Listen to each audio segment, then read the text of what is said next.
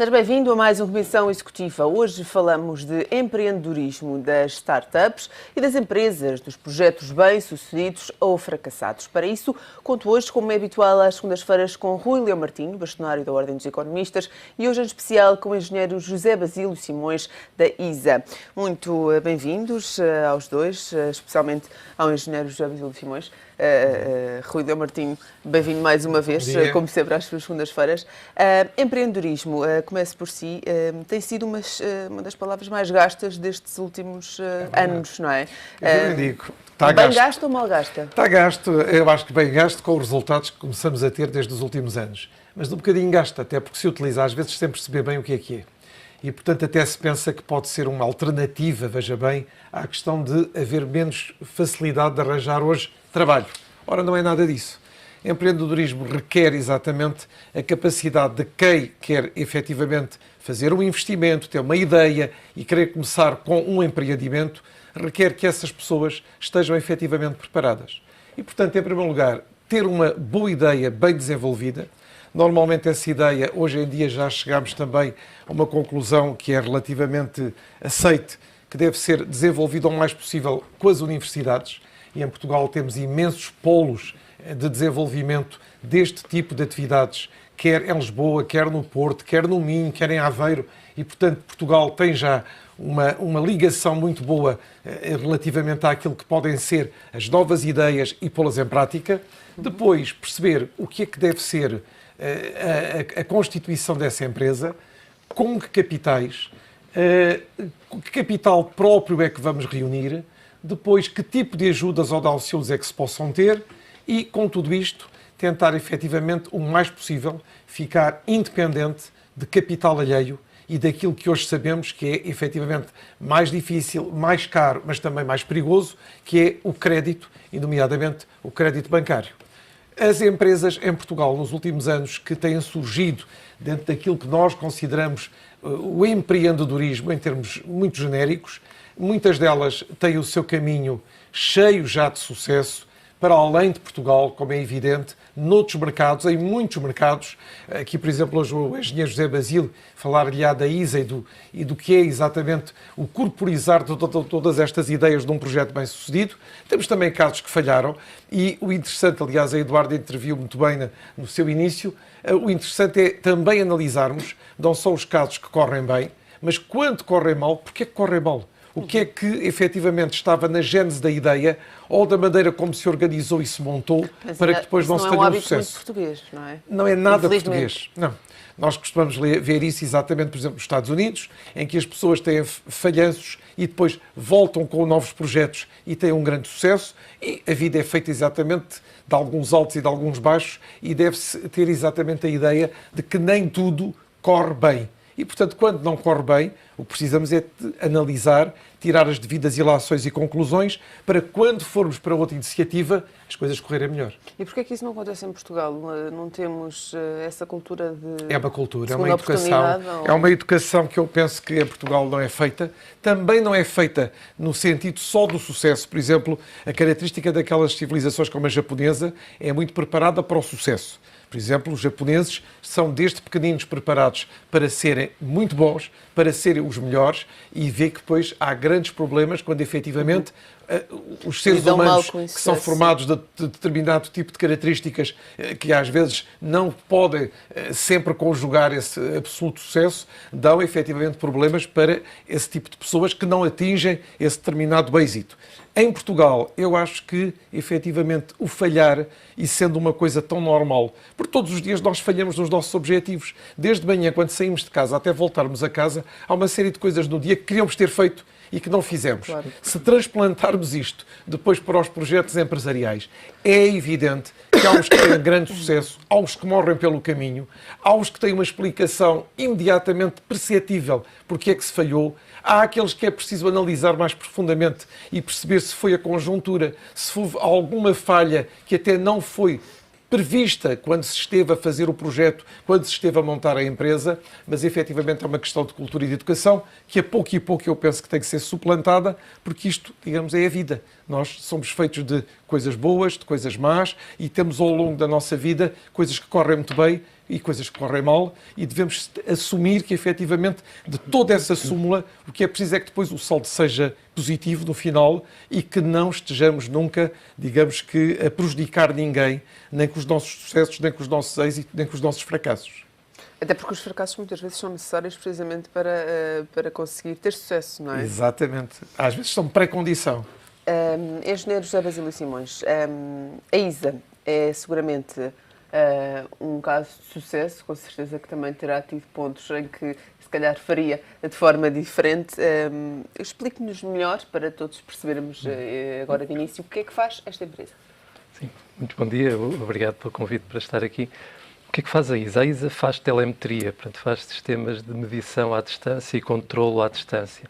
E aplica estes sistemas a diversas áreas, portanto, a diversos verticais, como nós dizemos, segmentos do mercado, desde a monitorização da qualidade do ar ou da qualidade das águas, até soluções de monitorização do consumo de gás e dos volumes de gás que existem em tanques e para que as petrolíferas possam otimizar as rotas de distribuição, até uma linha nova de produtos que nós lançámos nos últimos 2, 3 anos, que tem a ver com a monitorização dos consumos de energia em edifícios e em casas, com o objetivo de ajudar as pessoas, portanto, os donos dos edifícios ou as pessoas em suas casas, a poderem reduzir esses consumos e, portanto, no final do dia, serem mais eficientes no consumo da energia e poderem escolher quais é que são os melhores fornecedores, poderem, sem perder o conforto, conseguir, pelo contrário, até aumentar a qualidade de vida e reduzir a sua fatura no final do mês. Isso é ideal neste momento e para qualquer pessoa. Sim, sem dúvida. Portanto, nestas alturas em que temos de apertar mais o cinto e nestas alturas de crise em que todos procuram formas de reduzir os seus gastos, é uma medida muito importante, porque de facto são desperdícios que existem e que podem ser combatidos e que, portanto, tornam-nos mais eficientes. Ao mesmo tempo, também para a economia nacional é positivo, porque podemos introduzir tecnologia nacional que vai substituir, no fundo, um dispêndio, seja de água, seja de energia, e que vai, portanto, otimizar todos esses processos e ajudar a desenvolver a economia nacional para que depois essas soluções também possam ser exportadas e possam contribuir, assim, com mais impostos e, portanto, com riqueza para o nosso país. Há quanto tempo é que nasceu a ISA? A ISA já nasceu, vai fazer 24 anos, portanto, já é uma empresa, nasceu em Coimbra, há pouco. A Coimbra é também no centro do país. Exatamente, e é também uma das universidades de onde saem bons projetos. Aliás, temos em Coimbra o Instituto Pedro Nunes, que foi durante já vários anos reconhecido como o melhor do mundo em termos de transferência de tecnologia entre a universidade e as empresas. A ISA, curiosamente, até nasceu antes do Instituto Pedro Nunes, mas, portanto, estamos em Coimbra desde o início, embora depois tenhamos também escritórios em vários outros países, portanto, em Espanha, em França, na Alemanha, estamos também agora com atividades nos Estados Unidos e no Brasil. E como é que se somou este sucesso que hoje resulta desta empresa ao longo destes 24 anos? No fundo, tem que haver uma perseverança muito grande, não é? E nós sempre quisemos manter o nosso foco em termos de desenvolvermos produto e desenvolvermos estas tecnologias de comunicação à distância. Elas foram evoluindo e os produtos foram evoluindo também à medida que a tecnologia foi evoluindo. Ao início não havia comunicações móveis, por exemplo, portanto, e hoje em dia isso é possível e, portanto, isso facilita que nós tenhamos dispositivos que comunicam uns com os outros. Portanto, hoje fala-se muito de internet das coisas. Portanto, há uns anos os computadores não estavam ligados à internet, hoje estão. Hoje temos tudo que é telemóvel, que é computador, que é o nosso carro ligado à internet. O que vai acontecer é que progressivamente todas as coisas, enfim, vai haver dispositivos desde medidores de consumos de energia ou de temperatura ou da qualidade do ar, que estão também eles próprios ligados à internet e que nos permite medir esses vários parâmetros. E, portanto, eu medindo posso controlar e posso otimizar. Portanto, nós fomos aplicando essas tecnologias a diversas áreas. Houve uma oportunidade, portanto, no final da década de 90, pediram-nos para desenvolver uma solução para monitorização do consumo de gás em tanques. Portanto, tanques de GPL.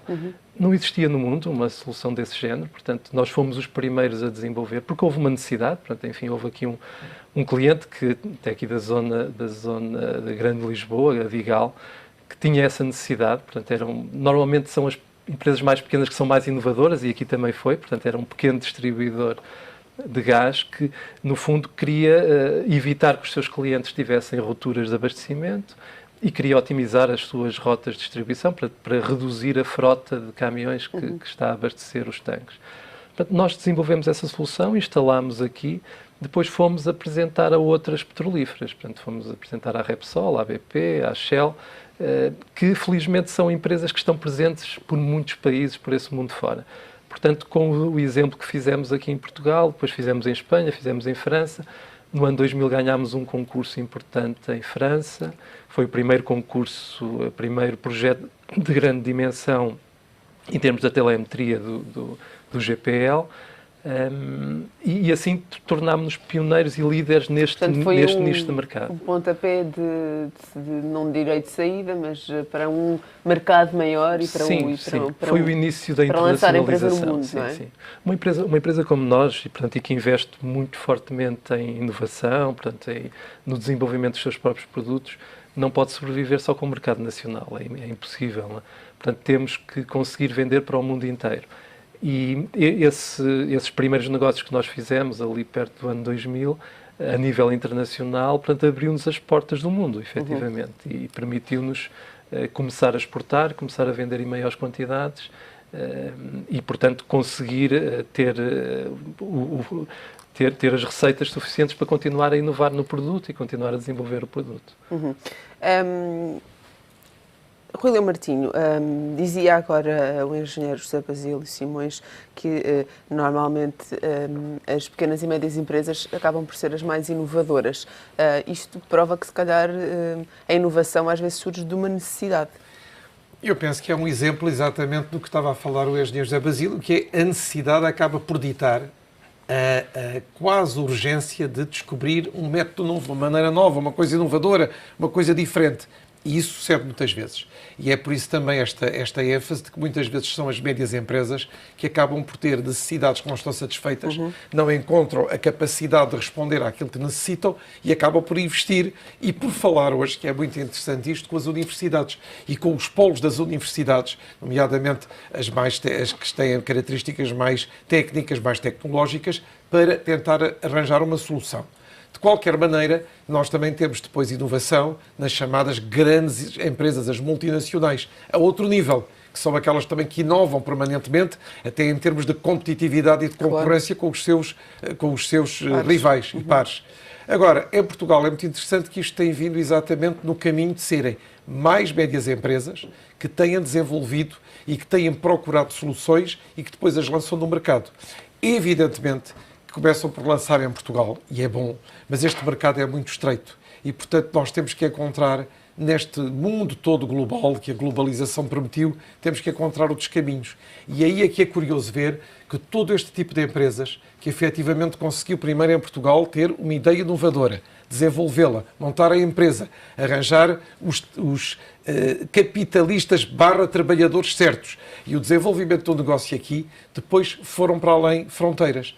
A Europa é um caminho, mas depois, hoje já temos estas empresas de outros sítios, no Extremo Oriente, no Médio Oriente, mesmo em África, imprimindo às vezes em países onde a inovação é altamente, digamos, bem recebida, porque tem imensas necessidades e tem imensas respostas que não conseguem de maneira nenhuma solucionar, e ouvir uma empresa com uma solução, por exemplo, destas de telemetria, de medições de determinado tipo de consumos, de gastos, etc., é muito importante.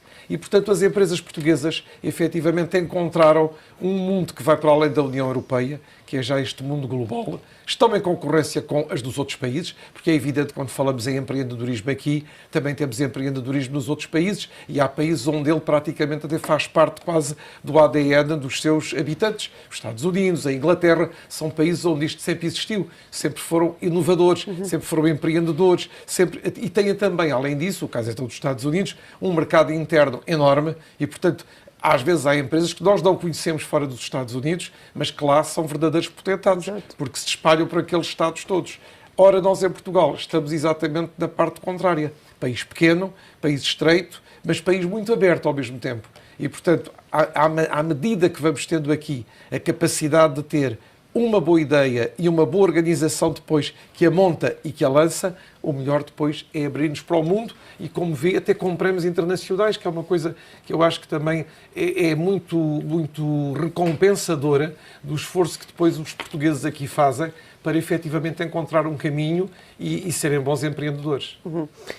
No caso da ISA, cresceu em Portugal, foi para o mundo, mas existem hoje em dia muitas empresas na área tecnológica que crescem já no mercado internacional. Sim. E muitas vezes não necessariamente no mercado português e fazem este caminho inverso. Também fazem o caminho inverso, eu acho que sim. Isso pode ser mais perigoso ou não? Não, eu acho que também é interessante. São aquelas que às vezes vão a mercados mais exigentes, acabam por lançar desses mercados determinado tipo de novos produtos e depois, com o sucesso que aí obtêm, vêm então para um mercado mais pequeno, que é o mercado, digamos, natural deles, mas onde efetivamente, se calhar, vindo de fora, às vezes é mais fácil entrar. Porque eu acho que será mais difícil, o engenheiro dirá, ir daqui como português e levar estas ideias para mercados muito mais exigentes e até eles próprios considerando-se mais evoluídos. O caso até da França, por exemplo. É verdade? Não, é verdade. Aliás, nós tivemos, a nossa história mostra isso, nós fizemos esse primeiro projeto cá em Portugal, é verdade, com um pequeno cliente. Mas depois conquistámos grandes petrolíferas lá fora, a Repsol em Espanha, a BP em vários países, a Shell em França. Isso foi em que ano, mais ou menos? Isso foi ali em 99, 2000, 2001. Só em 2004 ou 2005 é que nós conseguimos conquistar a Galp aqui em Portugal. Foi a última. Foi a última das petrolíferas, no fundo, que estavam cá em Portugal. Acha que hoje é mais fácil, quando uma empresa quer ir para um mercado internacional, do que era, por exemplo, nessa altura? Sim, acho que hoje vivemos num mundo mais aberto e com as facilidades de comunicação que temos, que torna isso mais fácil. Mas, efetivamente, nós tivemos que primeiro ir vencer lá fora antes de depois sermos capazes de fazer conquistar aqui os grandes aqui dentro. Quando agora lançámos esta nova vertente de produtos, da eficiência energética, nos edifícios, por exemplo, optámos por fazer primeiro em Portugal.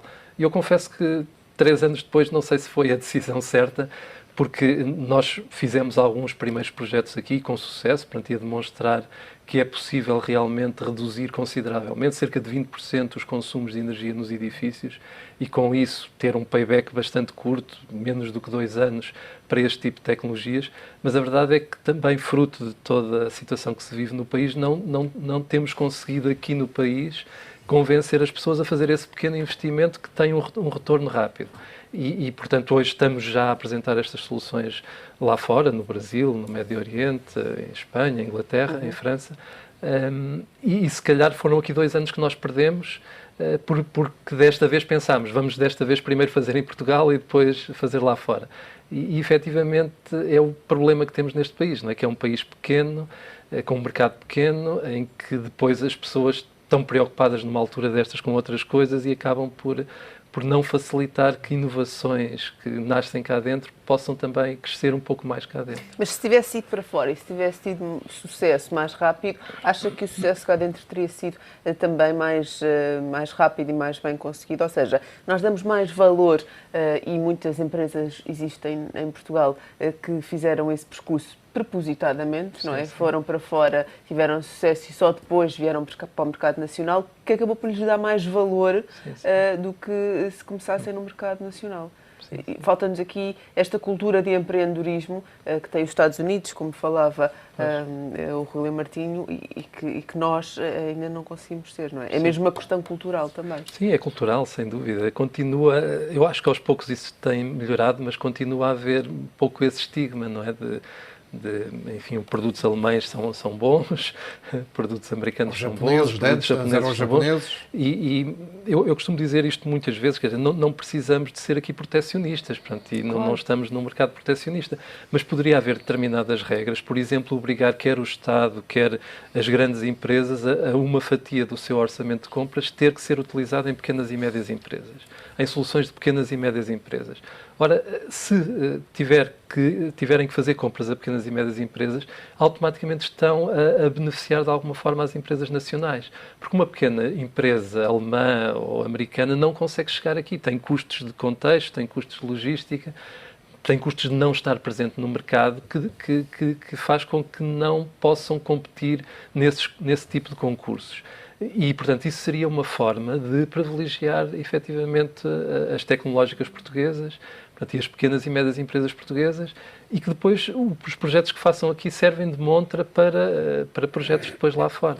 Portanto, isso era o melhor que eu, muitas vezes digo, o melhor que poderiam fazer por nós aqui assim, era que pudessem convidar os seus congéneres internacionais a virem ver os projetos que nós fizemos aqui. Portanto, e que, no fundo, as grandes empresas nacionais ou o Estado sirva de montra tecnológica para produtos nacionais.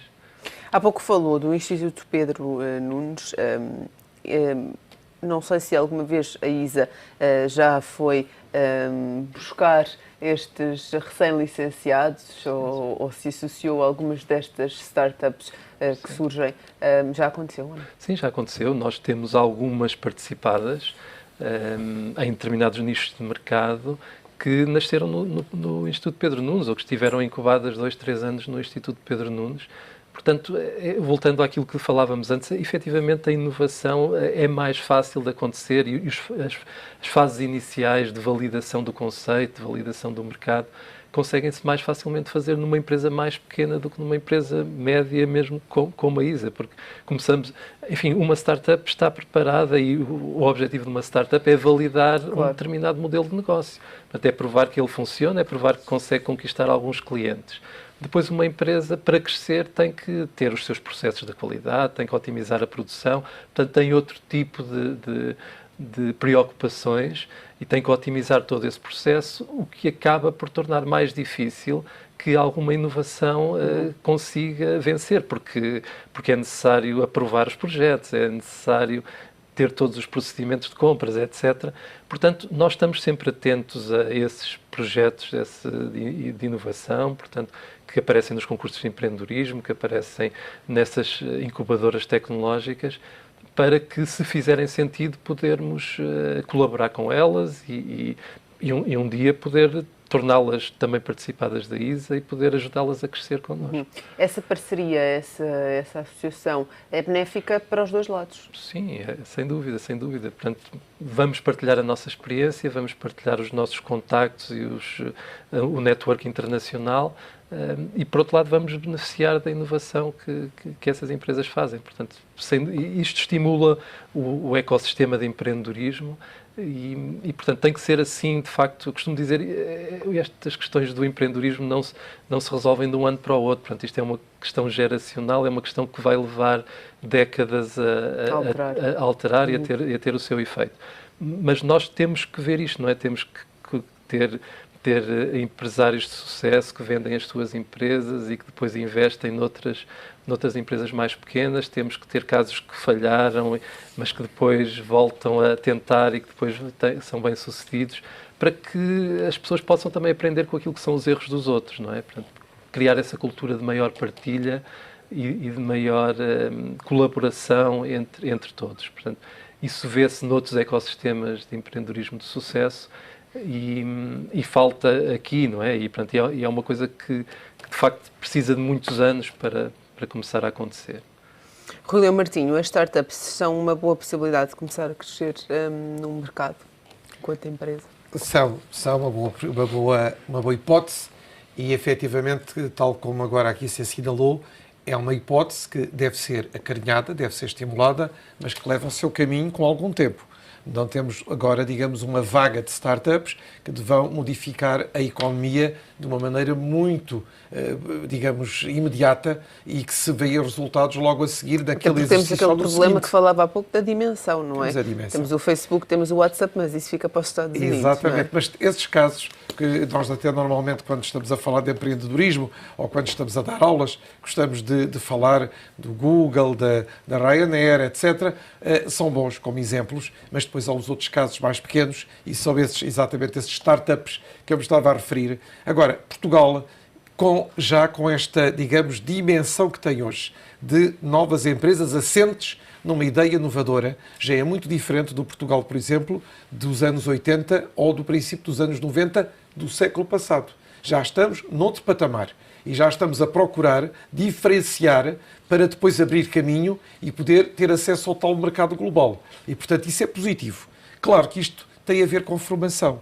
E, por exemplo, quando outro dia se falava, e foi até muitas vezes, digamos, quase que ridicularizado depois, em que desde pequeno se deve ter a ideia do que é ser empreendedor e do que é o empreendedorismo. Isto não põe em causa que se continue a falar bem a nossa língua, que se continue a aprender matemática ou física, ou que se aprenda filosofia, mas pode ser um complemento. E realmente se despertar das crianças, logo em pequenas, essa ideia de ter a iniciativa, de serem empreendedores, isso modifica a atitude para quando chegam depois àquela fase já de estudos universitários, já de estarem em determinadas escolas superiores, e nomeadamente naquelas, como eu disse, que têm características mais técnicas, mais tecnológicas, pode imediatamente ter a preparação mínima para, mediante uma ideia, mediante a tal inovadora ideia sobre um determinado produto, sobre um determinado sistema, sobre uma determinada capacidade de fazer de outra maneira, com essa ideia depois montar uma empresa. E, portanto, eu penso que nós, com o tempo, vamos conseguir ter essas startups em número suficiente para marcarem efetivamente a atividade produtiva em Portugal, mas penso que é um caminho que vamos fazer agora, até, eu diria, para aí daqui a 15, 20 anos. É um período de uma geração e tem que ser cultivado. Nós temos que manter estes polos das universidades, daquelas que já existem, tentar que elas sejam todas ainda melhor do que já são e, se possível, também despertar noutras universidades que ainda não têm, digamos que esta vertente, a possibilidade de preparar e de abrir o caminho aos seus alunos para depois, quando saírem, terem no mercado de trabalho duas opções, que é o mercado de trabalho como ele está, trabalhar por conta de outrem para terceiros, ou termos uma nova ideia, que é, nós temos uma ideia, nós vamos aproveitá-la e vamos montar sozinhos, com partners, com pessoas mais novas, com pessoas mais velhas, com formações diversas,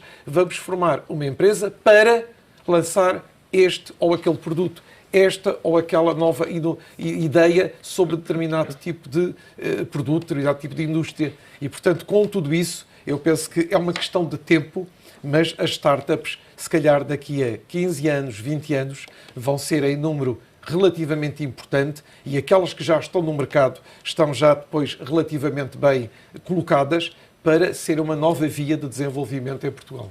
É importante que este empreendedorismo se comece a ensinar na escola. Eu penso que sim. A ideia do que é ter uma ideia, ser empreendedor e depois o que é também uma empresa. A ideia da empresa, por exemplo, é introduzida nas pessoas que estudaram como eu, é introduzida muito tarde.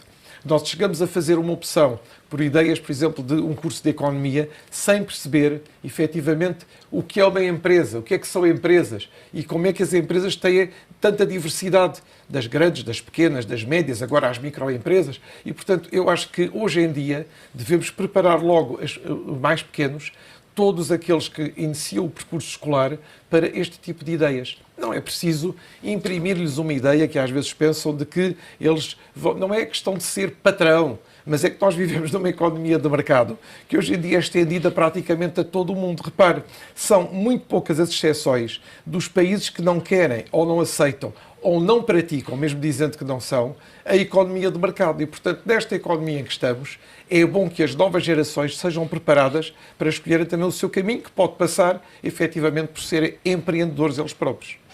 Vamos já continuar com esta conversa. Seguimos agora para um curto intervalo. Até já.